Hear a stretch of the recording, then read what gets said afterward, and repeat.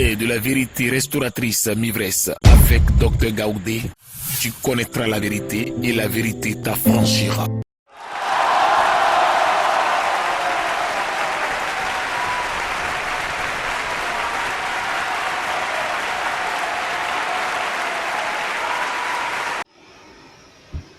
Amen. Amen.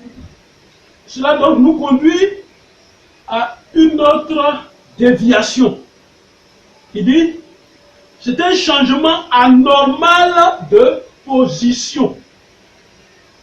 Quelle est ta position que Dieu a prévue pour toi avant ta venue sur la terre des hommes? Quelle est la position que Dieu a prévue? Dieu, qu'on appelle l'Éternel, Dieu l'Éternel ne prévoit pas le mal dans nos vies. Non, ce n'est pas normal. Il ne prévoit même pas le mal en venant sur la terre dans nos vies.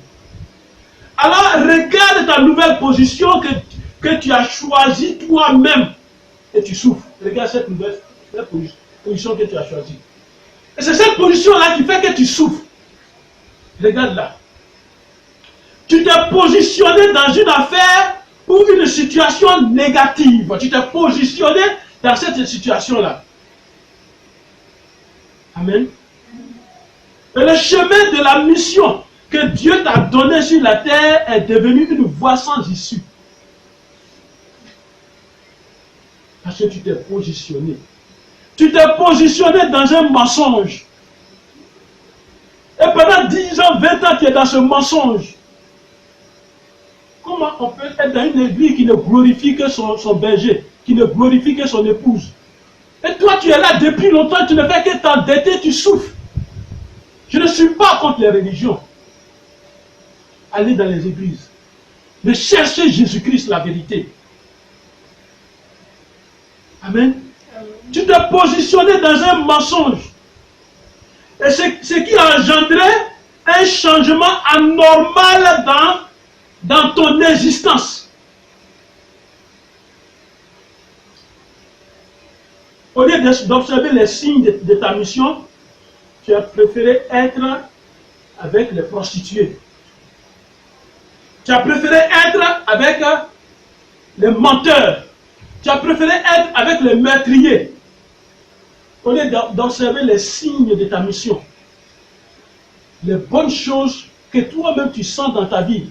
La chose que toi-même, quand tu fais, ça réussit, ça réussit. Tu ne t'assois pas pour regarder, mais je fais toutes choses. Mais ça, là, quand je touche, ça réussit. Tu ne t'assois pas pour regarder. Alors, au lieu d'observer les signes de cette mission-là, tu as préféré être avec les impudiques, les mystiques, les sorciers. Tu as préféré ça. Et cela a une influence sur ta vie. Et Dieu te regarde.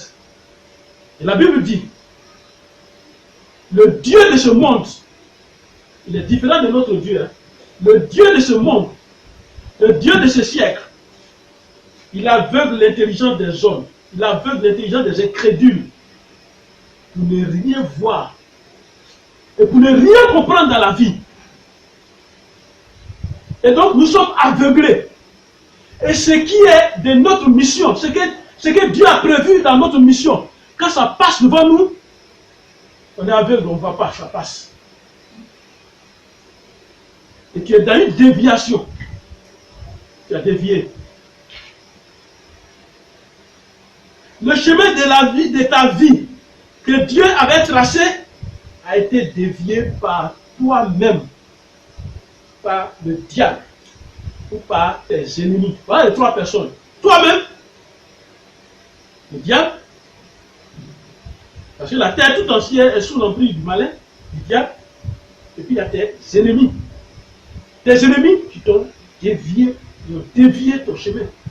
Et quand ils ont dévié ton chemin, ils ont mis un panneau sur le chemin droit que tu devais prendre pour arriver à ta bénédiction, à ta réussite, à ce que Dieu a prévu, à ta mission. Pour arriver là, il a mis un panneau d'interdiction pour dire voie sans issue. Il faut aller à droite, voie sans issue. Et quand tu vois la voie, tu vois le panneau sans issue, tu dis c'est vrai, c'est pas ma route ça. Et puis tu pars ailleurs. Regarde le schéma. voie sans issue. Ça te donne l'impression que si tu vas tomber dans le ravin. Mais derrière ce que l'ennemi a mis, ce n'est pas un ravin. Ta bénédiction est là-bas. Il a mis voie sans issue. Va à droite, va à gauche. Tu vas perdre des amis là-bas. Amen. Amen. Parce que tu lui as ouvert la porte. Et la Bible dit, dans Matthieu 8, verset 22 au verset 26, parlant de l'aveugle de Bethsaïda. Il y a un aveugle à Bethsaïda. Regardez, avant de guérir cet aveugle-là, qu'est-ce que Jésus va faire? Jésus attaque l'aveugle. Il le retire du village. Amen. Il l'envoie hors du village. Il le guérit. Et puis il dit, n'entre pas au village. N'entre plus au village. Je ne suis pas en train de te dire de ne plus aller au village. Mais pourquoi Jésus a posé cet acte? Cet aveugle avait été mal positionné.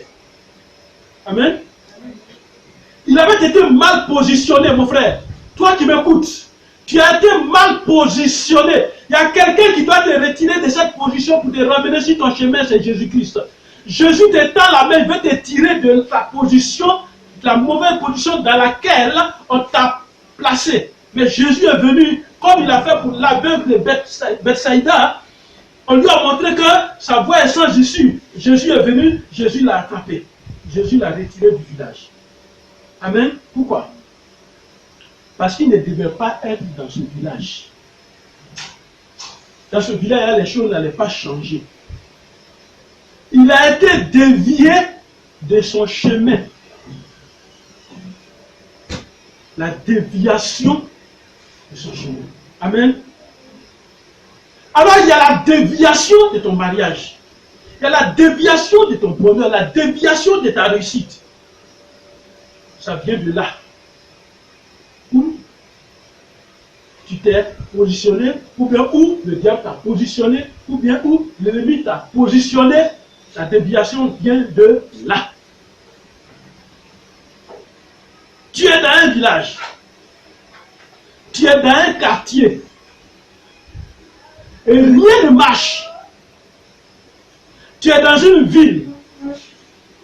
Rien ne s'améliore dans ta vie. C'est une déviation de vie. Amen. C'est une déviation de ta vie. Maintenant, lisons l'histoire vraie d'un autre aveugle dans la Bible. Qu'est-ce qui caractérise cet aveugle-là? On va voir ensemble. Allons dans Jean 9. Jean chapitre 9. Qu'est-ce qui caractérise cet aveugle? Jean chapitre 9, verset 1 à 3. On va voir ce qui caractérise cet aveugle-là. L'autre aveugle, lui, il vivait dans un village. Alors, toute sa vie, il n'allait jamais voir que dans ce village-là, on peut vendre arachide dans tel coin et puis devenir riche. Il n'allait jamais voir ça. Ses yeux étaient fermés. C'est fermé.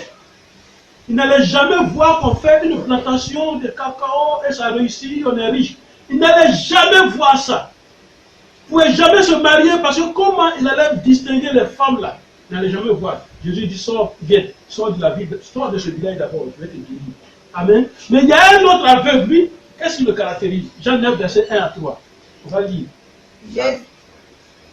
Jésus vit en passant un homme aveugle de naissance. Voilà cet aveugle-là. Jésus a vu un aveugle de naissance. Il dit, il est né aveugle, aveugle de naissance. Écoute bien. Ses disciples firent cette question. Les disciples vont lui poser une question. Rabbi, Maître, qui a péché? qui a péché? Cet homme ou ses parents pour qu'il soit né aveugle? Jésus répondit, ce n'est pas que lui ou ses parents aient péché, mais c'est afin que les œuvres de Dieu soient manifestées en lui. Amen. Amen. Amen. Pourquoi? Regardez cet aveugle. Il est né de naissance, il est né aveugle, aveugle de naissance. Et les disciples vont poser la question à Jésus. Et cet homme-là, parce que ce sont ses parents qui ont péché, qu'il est devenu aveugle ou pas. Jésus dit non, c'est pour que les œuvres de Dieu soient manifestées en lui. Amen. Pourquoi?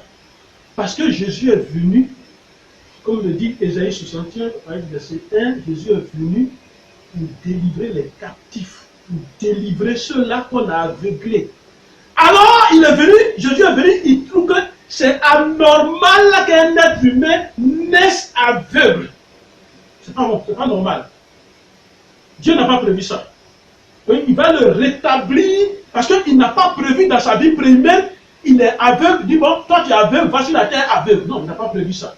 Mais c'est le jour de la naissance. Souviens-toi, j'ai dit le jour de la naissance, ce jour-là, c'est un grand combat. C'est le jour de la décision de la vie de l'homme. Amen. Alors, sa déviation est depuis sa naissance, cet aveugle-là. Pourquoi? Il ne faut même pas qu'il voit ce monde. Les belles choses du monde que toi tu vois, il ne faut même pas qu'il voit ce monde-là. Toi qui m'écoutes, tu as été aveuglé depuis le jour de ta naissance. Ça peut être un aveuglement spirituel ou physique. C'est-à-dire, physiquement, tu ne vois pas. Quand tu es né, tu ne vois même pas. Parce que on sait que toi qui es venu là, pour toi c'est trop grave. Parce que ce que tu vas devenir là, vraiment, c'est grand, c'est grand. Alors, il vaut mieux commencer là. Il vaut mieux commencer une grande déviation là déjà. Là, c'est une déviation qui commence là déjà. On t'a bloqué là déjà. Tu ne vois pas. Voilà. Tu ne vois pas. On va, ton papa, ta maman qui sont pauvres là. On va, si tu peux voir voiture même pour acheter pour eux. On t'a bloqué là. Maintenant, allons dans l'aveuglement spirituel, la cécité spirituelle. Au moment de ta naissance, qu'est-ce qui va se passer? On te laisse voir clair. Mais les choses qui vont te faire réussir dans la vie, on les ferme. C'est comme si on a mis cagoule sur ta tête. On les ferme. Tu ne vois pas. On dit toute ta vie, tu ne dois pas voir comment on fait pour réussir. Tu ne dois même pas voir ça. Et ça a été décidé ce jour-là. C'est pourquoi Jésus nous a donné l'histoire de cet aveugle de naissance. Et Jésus dit, quand on lui a posé la question, pourquoi c'est son père qui a fait? Il dit non, c'est le péché de ses parents. Non, c'est pour que la gloire de Dieu se manifeste dans la vie de cet homme-là. Parce que lui, dans cet homme-là, Dieu a prévu quelque chose. Amen. Tu es aveuglé depuis ta naissance. Tu ne dois pas voir le chemin de ta réussite. Voilà. C'est pourquoi tu peux faire des grandes études, avoir des grands diplômes et tout, mais finalement tu t'assois à la maison. Parce que tu ne dois pas voir ta réussite. Amen. Et là, dans ce domaine, dans ce cas, on dévie tout dans ta vie. Premièrement, ça peut être toi-même parce que tu es tellement intellectuel, tu raisonnes. Donc, la réussite passe à côté de toi. Ils ont réussi. Amen. Le mariage va venir. Tu vois clair, hein? Le mariage vient. Et celui qui se présente à toi, tu vas trouver des choses à dire sur lui. Et ça passe. Ça a été dévié. Le mariage a été dévié. Amen. Ce qui est ton bonheur même vient devant toi. Tu vas dire, tu vas mépriser ça. Déviation. Amen. Là où il y a ta renommée, tu es en train de faire quelque chose. Et c'est là ton nom, on va connaître ton nom. Donc tu dis, je cherche ça là, c'est fatigant. Je vais laisser ça. Ta renommée, déviation. Amen. Ta mission dans ce monde, quand les signes se présentent, tu ne considères pas. Déviation. Tu as été dévié. Amen.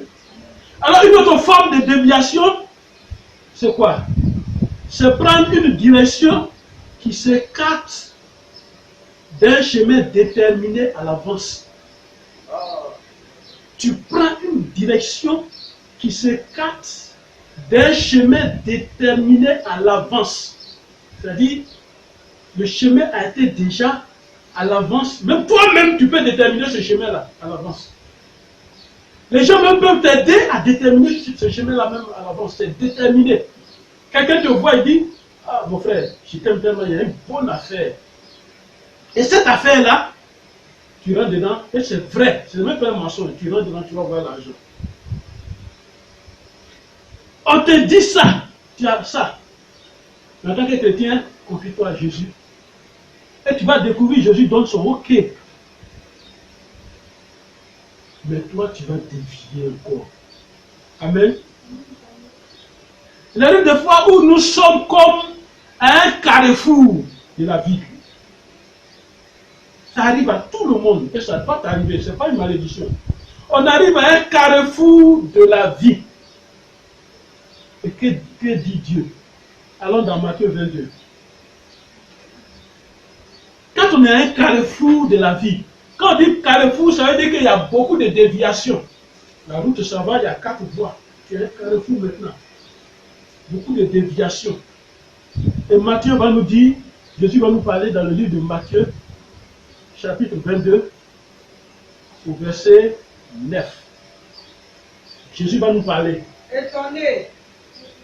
Jésus va nous, au verset 9, Matthieu 22, verset 9. 22, verset 9. Il dit, allez donc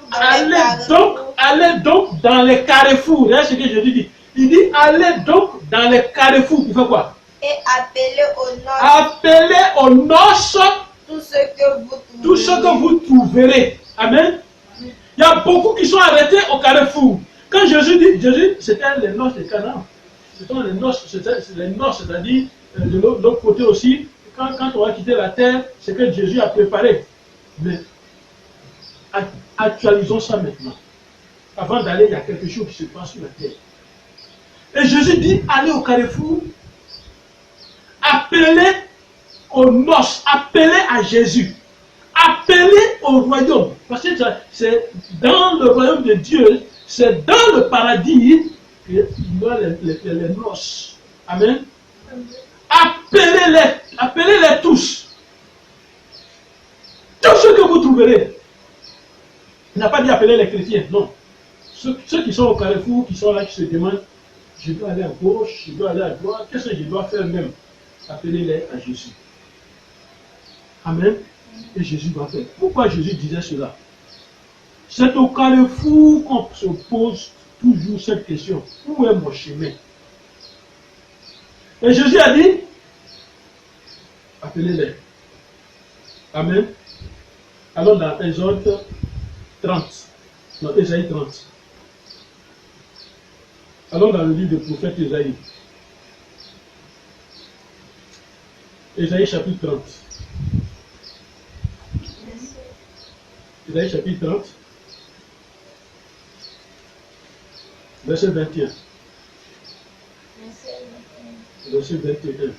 Tes oreilles entendront derrière toi. Alors quand tu te trouves dans un carrefour, alors quand je dis carrefour, ça peut être un carrefour physique comme un carrefour qui n'est pas physique, qui n'est pas visible. C'est-à-dire que tu te trouves devant beaucoup de décisions à prendre. Or, ces décisions-là, tu sais que quand tu prends une décision, ça va affecter ta vie. Amen. C'est pourquoi en matière de prise de décision dans la vie, quand tu es trop fâché, il ne faut pas prendre une décision. Tu es content, si tu es content, il ne faut pas prendre une décision. Parce que ça peut affecter tout ce que tu vas faire. Toi-même, ça peut t'affecter. Tu as une entreprise, parce que tu es fâché. Quand tu arrives, le meilleur travailleur là se présente toi. Pas de viens te renvoyer. Tu le renvoies en même temps. Parce que tu es trop fâché en venant au travail. Ou bien tu arrives au travail, l'entreprise marche bien, tu es tellement content. Tu arrives, tu es tellement content. Quelqu'un vient, un travailleur vient, il te dit quelque chose, ça montre que vraiment il a travaillé, ça va bien. Bon, je te donne une voiture. La société va te donner une voiture. Je te signe, tu donnes une voiture. Et puis après, tu te rends compte, attends, qu'est-ce que j'ai fait là? C'est les bénéfices que j'ai pris pour lui donner. Voilà les décisions. C'est pourquoi la parole de Dieu te dit ce matin, dans Ésaïe 30, au verset 21, écoute cette prophétie et retiens-la. Il dit, tes oreilles entendront derrière toi la voix qui dira, une voix, il ne dit pas route, c'est qu'on entend, une voix qui dira, qu'est-ce que la voix va dire? Voici le chemin. Voici le chemin. Marchez-y. Marchez-y. Car vous irez à droite et vous irez à gauche. Amen. Amen. Est-ce que c'est pas un carrefour ça? Amen. Amen. Alors, dans une décision à prendre, tu attendras 2 voies. Je te dis cela à cause des déviations. Tu attendras 2 voies dans la vie. 2 voies. Partout, quand on veut prendre une décision, il y a toujours 2 voies qu'on entend. Un homme normal, il y a toujours 2 voix qu'on entend. La voix exigeante est forte. C'est la voix de la déviation. Amen. Voilà. C'est la voix de la déviation. Tu es en train de braquer quelqu'un. Tu as un couteau. Il y a une voix qui dit, oh, faut le tuer, tue-le. La voix dit, tue-le, tue-le. Il y a une voix qui dit, non, c'est ton semblable. Il ne faut pas le tuer, laisse-le. Tue-le, tue-le. Il ne veut pas donner l'argent à lui, tue-le. Puis tu le tues. C'est une voix exigeante, forte. C'est la voix de la déviation. C'est la voix du diable. Et l'autre voix, c'est celle du Saint-Esprit, de l'Esprit de Dieu. Elle est douce. Elle n'est pas autoritaire. Et elle est une voix d'aide. Voilà, une voix d'aide. Alors mon frère, ma soeur, la déviation est encore un itinéraire détourné du trajet normalement prévu par Dieu. Amen. Un itinéraire détourné du trajet normalement prévu par Dieu. Et ça, c'est pour tout être humain. C'est-à-dire qu'il y a un trajet, un itinéraire qui a été déterminé par Dieu pour toi, pour moi. Dieu a déjà tracé le plan, c'est déjà écrit. Toi, tu dois réussir, mais tu vas passer. On va prendre un jour que tu as été noyé et puis on t'a sauvé. Mais tu continues ton chemin. Pendant que tu continues, tu as fait accident et tu es sorti de ce coma, tu continues ton chemin. Il te ramène toujours sur son chemin. L'itinéraire a été déjà tracé pour toi. Tous les héros vont intervenir. Tous les pharaons vont parler. Tous les tyrans vont parler. Tous les hommes forts vont intervenir. Mais Dieu a tracé ton itinéraire. Amen. Amen. Et c'est un détour. Dieu l'a tracé. C'est pourquoi dans Josué 1, verset 7 à 8, il donne des conseils à Dieu. Il dit, fortifie-toi, prends courage. Amen. On va le lire. Dans le livre de Josué. On va le lire. Prenons le livre de Josué. Josué chapitre 1. On va le lire. Josué chapitre 1. Josué 1, on va le lire. Josué 1, verset 7, 8. Je veux qu'on le lise. Pour comprendre les choses de la vie. Il dit, fortifie-toi seulement et aie bon courage. Pourquoi il parle de courage? Parce que dans ce monde-là, sur la terre, il faut un courage. Verset 7 et 8. Josué 1, verset 7. Fortifie-toi seulement. Sois fort seulement. Et aie bon courage. Et aie bon courage. Pourquoi il parle de courage? Parce que nous sommes dans une jungle sur la terre des hommes.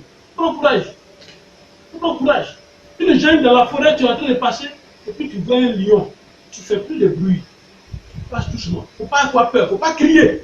Tu passes doucement. Prends courage. Parce que le plus fort mange le plus faible. Allons-y, doucement, prends courage. Et puis il dit quoi? En agissant fidèlement selon toute la loi de Moïse. Voilà, en agissant fidèlement selon toutes les lois de Moïse. C'est-à-dire que la vie est régie par ses lois. Je ne parle pas des lois de nos hommes, ça vient de tout ça, ça vient de Dieu, ça vient de la Bible aussi. Donc toutes ces lois-là nous dirigent dans la vie. Ces lois-là, ça nous dirige. Quand on dit honore ton père et ta mère, c'est la compagnie de longévité. Ça ne veut pas dire qu'il faut mettre ta maman sur le dos. Non, c'est pas ça. Il ne faut pas livrer ta maman en spectacle public. Il ne faut pas insulter ta maman, tes parents. Il ne faut pas le faire. C'est une loi qui est là. Quand tu l'as fait, ce n'est pas les personnes là qui vont te maudire. C'est une malédiction qui est activée sur toi. Voilà une des lois. Amen. Ce sont des lois de la vie comme ça. C'est pourquoi il dit, en agissant fidèlement selon toute la loi de Moïse. C'est-à-dire des 10 commandements. Tu n'adoreras pas un autre Dieu, tu n'as pas un autre Dieu devant ma face. Quand tu as un autre Dieu devant la face de Dieu, c'est toi-même qui as créé ton problème. Amen. Amen. Mon serviteur, ouais. Continue. Ta prescription. Ouais, continue. Fortifie-toi seulement et aie bon courage en agissant fidèlement selon toute la loi que Moïse, mon serviteur, t'a prescrite, n'étant détourné ni à droite ni à gauche, afin de réussir dans tout ce que tu entreprendras. Amen. Il dit, les lois là sont là. Il ne faut pas te détourner à gauche, à droite. Ne te complique pas. On a créé tellement de détours, on passe là, on fait ici, on vient ici. Non, on prend la voie normale, on quitte cette voie encore. Non, il dit ne te détourne pas. Amen. Voilà, ne te détourne pas. Et c'est à cela, toutes les entreprises vont réussir. Alors, au verset 8, il nous dit que ce livre de la loi, c'est-à-dire la Bible, qui contient toutes ces lois-là, ne doit pas s'éloigner de ta bouche. Quand nous on lit la Bible, on est assis à la maison, on est dans la chambre, on lit la Bible, on fait les recherches, on lit la Bible, c'est ça qui nous donne la force. C'est ça qui fait que du nerveux que j'étais à l'extrême, je deviens l'homme tout. Amen. De l'ignorant que j'étais, je deviens l'homme qui comprend les choses, qui comprend l'homme maintenant. Amen. Toutes ces lois-là viennent de la Bible. Tout ce que nous appelons philosophie, tout ce que nous appelons psychologie, tout ce que les sciences que nous avons créées, tout est dans la Bible. Alors que ce livre de la loi ne s'éloigne pas de ta bouche. Il dit quoi? Médite-le jour et nuit pour agir fidèlement selon tout ce qui y est écrit. Car c'est alors que tu auras du succès dans tes entreprises, c'est alors que tu réussiras. Alors, quand il dit ça là, est-ce qu'il y a une autre condition encore pour réussir dans la vie? C'est le livre de la loi. Alors quand je connais ces versets et qu'on me dise, donne-moi 300 000 pour que je prie, Dieu va faire, tu vas être béni. Je prends le livre de la loi, ce que le livre de la loi me dit, c'est ce que j'applique. Amen. Ésaïe 31. Ésaïe chapitre 31. Verset 6-7. La parole de Dieu dit, Dieu nous appelle par la bouche du prophète Ésaïe. Ésaïe 31, verset 6. Revenez à celui dont on s'est profondément détourné. Revenez à Jésus-Christ. Revenez à Dieu, enfant d'Israël. Enfant d'Israël, c'est nous, c'est toi, chrétien. Reviens à Dieu. Tu t'es détourné. Toi-même, tu as choisi ton détour, ta déviation. Reviens maintenant sur la vraie voie. Verset 7. En ce jour, aujourd'hui, chacun rejettera ses idoles. Chacun rejettera ses idoles. Pourquoi il dit retourne? Retourne, c'est pas j'ai mon fétiche dans la maison, j'ai tout ça dans la maison, j'ai mes livres mystiques, j'ai mes livres de méditation mystique, et puis je vais à l'église. Dieu me dit de revenir à lui, ok, ça est là. Quand j'ai fini de l'église, je viens et je refais les choses. C'est pas ça, c'est pas comme ça. Il dit, en ce jour, chacun rejettera ses idoles d'argent et ses idoles d'or, que vous vous êtes fabriqués de vos mains criminelles. Voilà, que vous êtes fabriqués de vos mains criminelles. Amen. C'est une déviation. La déviation, elle est d'abord spirituelle, puis physique, matérielle. Amen.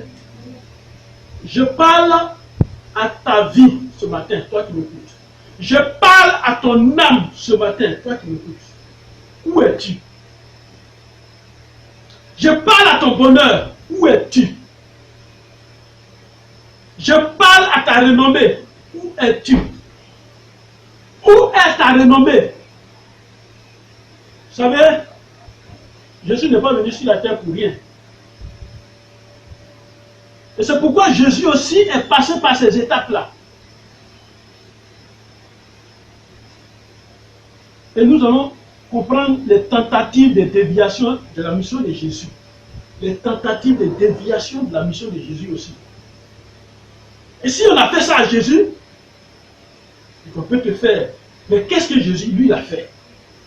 Alors, notre Seigneur Jésus avait une mission sur la terre. Et les hommes animés par le diable ont tenté de dévier la mission de Jésus-Christ. Comment?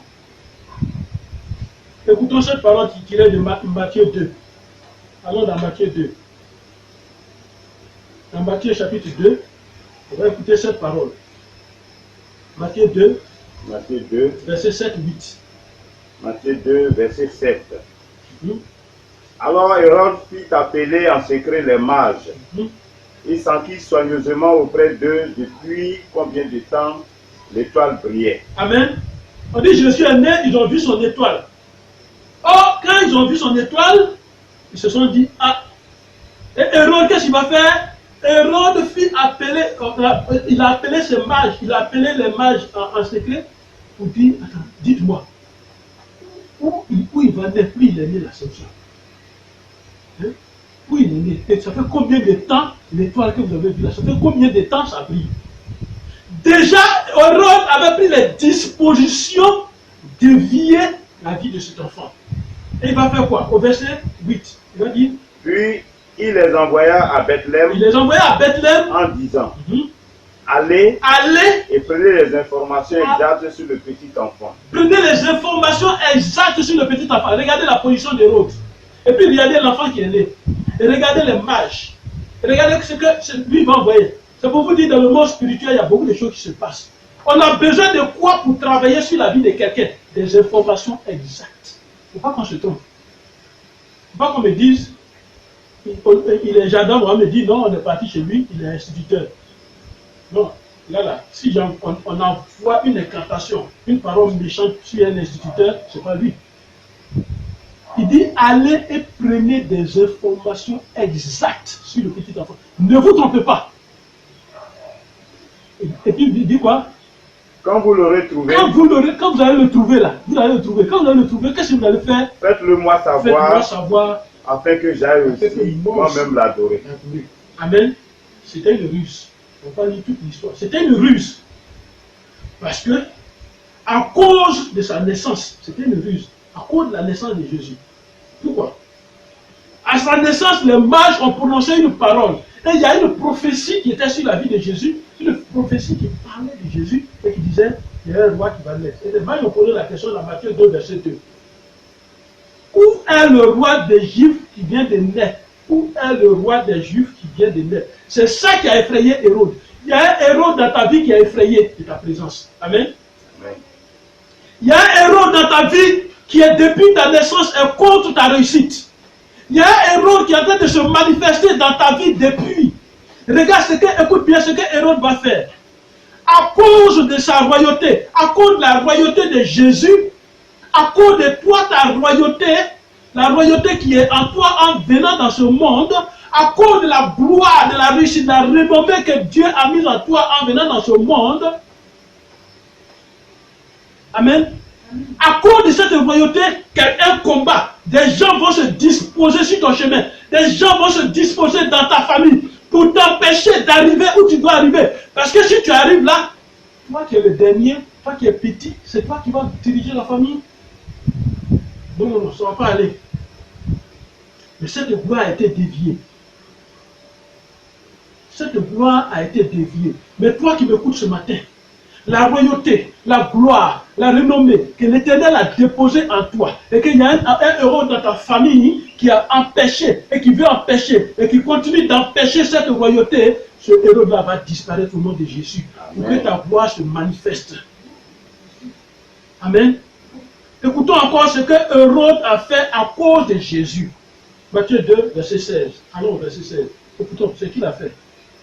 Verset 16. Alors Hérode, voyant qu'il avait été joué par les mages, s'est mis dans une grande colère, et il envoya tuer tous les enfants de 2 ans et au-dessous qui étaient à Bethléem et dans tout son territoire, selon la date dont il s'était soigneusement enquis auprès des mages. Amen. Donc Hérode, il connaît la date auprès des mages, il avait toutes les informations.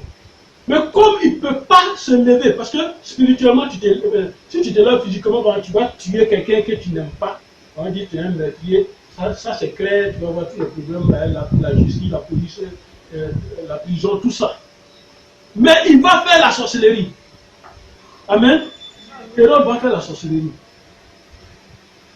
Comme il a vu que le plan a été déjoué, qu'est-ce qu'il va faire? Il s'est mis dans une grande colère, il s'est fâché.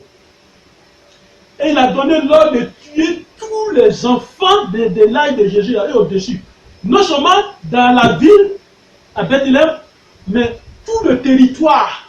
C'est-à-dire, imaginez tout le pays, tous les enfants, tous les enfants qui ont 2 ans, qui ont 1 an, tuez-les tous, parce qu'il a pris la date de naissance. Tuez-les. Et puis, on a tué tous ces enfants-là. Tentative de déviation de la vie de Jésus-Christ. Voilà. Vous n'êtes pas. Déjà, il a tenté de dévier, mais Dieu l'a dribblé. Amen.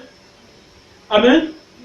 L'ennemi va tenter, mais Dieu va agir toujours pour te sauver. Amen. L'ennemi va se manifester, mais il y a une déviation de Dieu que tu ne connais pas, qu'on appelle le détour de Dieu. Amen. Amen. Même avant d'accoucher, Marie a été refusée partout. Elle était enceinte. Elle va leur dire, il n'y a pas place. Elle va leur dire, il n'y a pas place. Elle était en travail, elle va leur dire, il n'y a pas place. Pourquoi? Luc 1, verset 7 dit, il dit, il n'y avait pas de place pour eux dans l'hôtellerie. Pour eux seulement, il n'y a pas de place. Imaginez le créateur du ciel et de la terre. Son fils va naître. Et puis on dit, il n'y a pas de place sur la terre pour que son fils naisse. Une nouvelle déviation qu'on a faite. Pourquoi? À sa naissance, Jésus a été mal accueilli. Et ce sont des tentatives de déviation de sa mission à cause de sa mission. Ils ont fait tout ça. Ils ont refusé que Marie accouche normalement. Il faut empêcher Marie d'accoucher dans de bonnes conditions. Il faut tuer tous les enfants de son âge pour être sûr qu'il est mort. Alors donc, aussi, après son baptême, Jésus était rempli du Saint-Esprit. Écoutez-moi bien. Après son baptême, Jésus était rempli du Saint-Esprit. Amen. Donc, prêt pour sa mission. Alors maintenant, écoutons cette tentative de déviation de son ministère. C'est dans Luc 4. Luc chapitre 4. Luc chapitre 4. Verset 1-2. Luc 4, verset 1-2. Jésus rempli du Saint-Esprit. Jésus rempli du Saint-Esprit. Revint du Jourdain. Voilà, il revient du Jourdain. Et il fut conduit par le Saint-Esprit. Il a été conduit par le Saint-Esprit dans le désert. Où il fut tenté par le diable pendant 40 jours. Il ne mangeait rien durant ces jours-là. Et après, il fut écoulé, il eut faim. Amen. Amen. Voilà donc, après son baptême, Jésus est rempli du Saint-Esprit. Regarde ce qui va se passer. Jésus gênait. Amen. Amen. Et pendant ce temps-là, ce temps était un temps aussi de faiblesse. Donc il avait faim. Amen. Et il eut faim.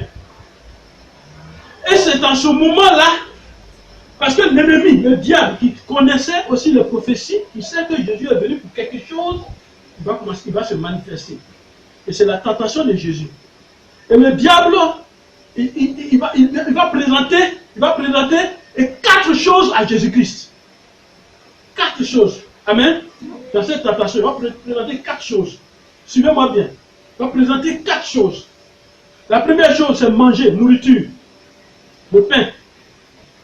Parce qu'il sait que si Jésus tombe dans là, afin de manger, il dévie. Aujourd'hui, là, on prophétise. Quand le culte va finir, il faut que l'homme de Dieu ait au moins 400 000, 500 000 avant d'aller à la maison. Voilà, ça c'est le manger, la nourriture. Il dit, tu es fils de Dieu, donc voilà, caillou, pour faire ça va devenir pain. S'il avait obéi, c'est une déviation. Il a raté encore là. Amen. Et c'est ça qui est le souci de l'homme. Deuxième tentative. La séduction du monde. On est tellement séduit par la gloire de ce monde que même dans nos églises, les bergers courent après la séduction du matériel. On est tellement séduit dans ce monde que maintenant les enfants, les jeunes, tout le monde court, les gens courent après les porte-monnaies magiques.